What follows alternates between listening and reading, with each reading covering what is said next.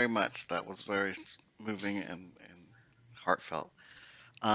As was mentioned earlier by my beautiful wife, Aryn, John was very much a fighter and had many battles come up as he went through his life. And so the next couple of speakers are going to be people that encountered him in that phase. Our next speaker is going to be Miss Kathleen Christ, who is the executive director for the Houston area Parkinson Society. So, Kathleen, if you would unmute and say a few words. Yes, thank you. Can you hear me? Yes. Okay, great. So I was very honored by Sandi and the family to just say a few words. But I will say, during my time at Houston Area Parkinson Society, I've had the privilege of meeting some of the most remarkable people under some of the least desirable circumstances. With every person and every family comes a unique and captivating story, and John Bryant certainly was no exception. A caring, brilliant, and vibrant man. I did have the opportunity to work with John from the time he was diagnosed with Parkinson's. Later, that diagnosis changed a little bit to include the dementia aspect of things, but he participated in educational programs, enrichment classes, self-efficacy workshops, and support groups. I observed his quiet and friendly interactions with others, his good-spirited participation in even the silliest of our activities, his encouraging support of peers, and perhaps my favorite thing to witness was his out of nowhere profound statement or philosophical challenge during any one group session that typically left the room kind of silent. Fortunately, I also had the time to spend with John one-on-one during visits with him at Garden Terrace when he was there for rehabilitation following a hospitalization. And it was during these visits that he shared stories and talked about his life experiences, the things and people he loved, and occasionally a brief lesson on economics, which was always over my head. But in getting to know him, I would leave feeling like I had known him forever.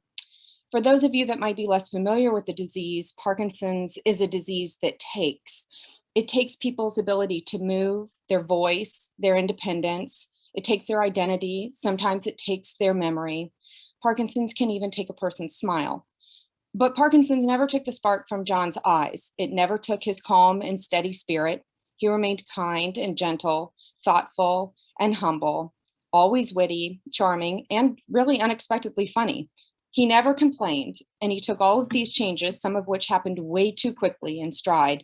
His courage and resilience, I think, provided comfort to everyone else. But part of John's story is also about Sandi, Aryn, and Sean, who provided unconditional love, loyalty, dedication, and obsession to details, ensuring that the last year of his life was still rich with experiences and the closeness that they had shared for a lifetime before. And while I'm sure that they are relieved that John no longer faces the day-to-day devastation of this disease, I'm also sure that they are sad to be left behind and missing him terribly. I would give anything to change the way that John and Sandi and others come into my life. I would love to do away with the encounters brought together by a life-altering diagnosis. Instead, all I can do is remain forever grateful for all of the lessons that I learned during our time together. And it is the people behind these stories that provide the fuel and inspiration for the everyday work that we do here at HAPS to help thousands of others who bravely fight this disease just as John did. And today, though I don't know very many of you on this Zoom video, we're bonded in celebration of a life of an extraordinary man, a man who continues to be missed, who will never be forgotten, and who has left an indelible mark on our lives for being one of the really good ones. And because of that, John's legacy is everlasting, and we are all better people for having known him. So thank you all. Thank you, Sandi. You're in my thoughts and my prayers. Thank you, Kathleen. So, our next speaker will be a person that was really a blessing to come into our lives and was instrumental in helping make John's last couple of years and quality of life as good as it could possibly be under the circumstances. So our next speaker will be Director of Resident and Family Services at Silverado Memory Care Facility, Miss Haley Whitlock. So Haley, if you could unmute yourself and say a few words, we'd appreciate it. Hi, yeah, I'm Haley. I'm the We can hear social you. worker. at Silverado. My first introduction to John Bryant was during an initial assessment during my orientation. This was a great challenge, as you can probably imagine. It was an eventful moment, but it was, as a newbie to Silverado, I felt a real responsibility to make sure that this was as smooth as possible for everyone, Aryn, Sandi, and John. And that was a task. And the easiest of those tasks was loving John. John, Parkinson's, Lewy body dementia. It's not an easy journey. And it's one of which that did not define John Bryant. John was truly, as many of you've all said, truly, genuinely kind, a gentle spirit, low-key, really funny, and always the professor. My office was right off of the common area, living room area on the first floor. And there were many of days that you could hear John teaching a lesson to everyone, the residents, the staff. We had no idea what he was talking about, but he certainly did. And we knew it was important to someone, but it was above our heads, obviously. But every day, even the hardest of days for John, he was kind. He said, thank you. He was appreciative. He was the professor. He was Dr. John Bryant at Silverado, and everyone knew him. Everyone knew Sandi and Aryn, and it was truly, truly a gift that he got to be my first resident. When Sandi asked me to speak, of course, I have many, many memories and kept thinking of what could I share, and there's a lot to share, but really the thing that came to me the most is his girls, his love for his girls, Sandi and Aryn. And every time I talked to him, every time we go through pictures of all the wonderful travel and all the great things, he really wasn't telling me what was happening on those trips. He was telling me who he got to spend it with.